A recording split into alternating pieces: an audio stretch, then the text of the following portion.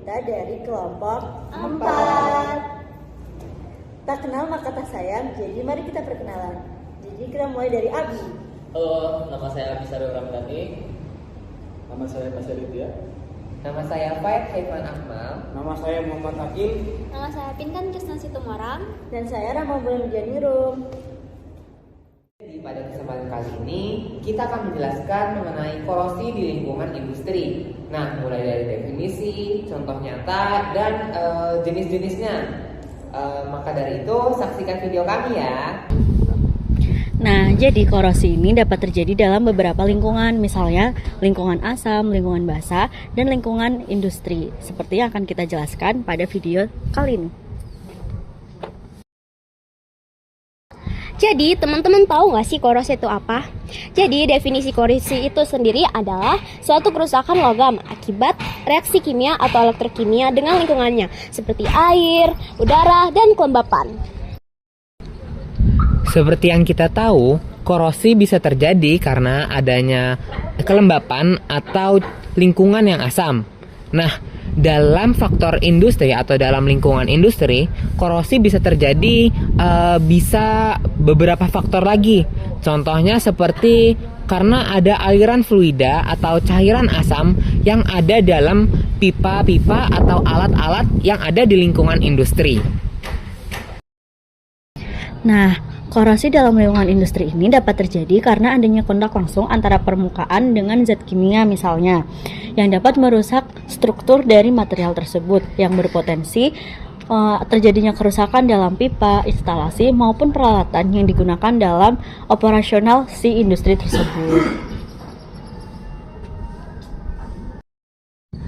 Korosi pada industri terjadi dengan reaksi elektrokimia, yang dimana besi atau baja bereaksi dengan gas, air, dan oksigen, sehingga terjadi penyebabnya penurunan kualitas atau struktur logam.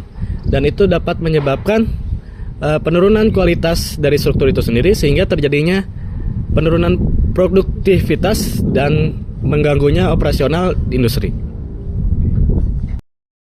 Selanjutnya, kita akan membahas mengenai korosi atau contoh nyata di lingkungan industri. Nah, sebagai contoh, kita bisa melihat dari proses atau penampung air yang ada di kampus PEP Bandung ini. Di sini kita ngelihat kalau misalnya tangki penampung ini mengalami korosi.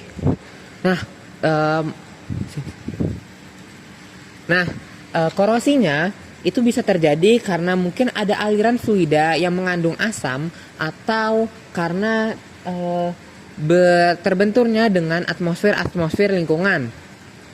Nah, apa aja sih contoh korosinya? Di sini kita bisa ngelihat kalau misalnya terjadi korosi galvanis dan korosi celah.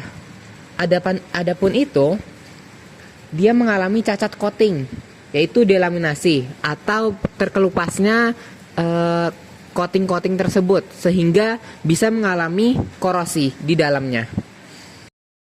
Oke, baik, selanjutnya kita masuk ke dampak korosi itu sendiri. Nah, seperti yang kita tahu, korosi itu kan dapat menurunkan suatu kualitas pada logam. Nah, untuk dalam skala industri, korosi ini tuh dapat berdampak fatal, yang dimana dapat mengganggu produktivitas dari industri tersebut. Jadi, upaya pencegahan korosi di lingkungan industri yaitu pemilihan material yang sangat penting dilakukan.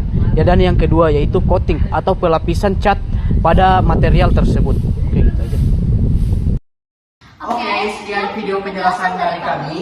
Semoga ilmu yang dapat bermanfaat. Kurang lebihnya mohon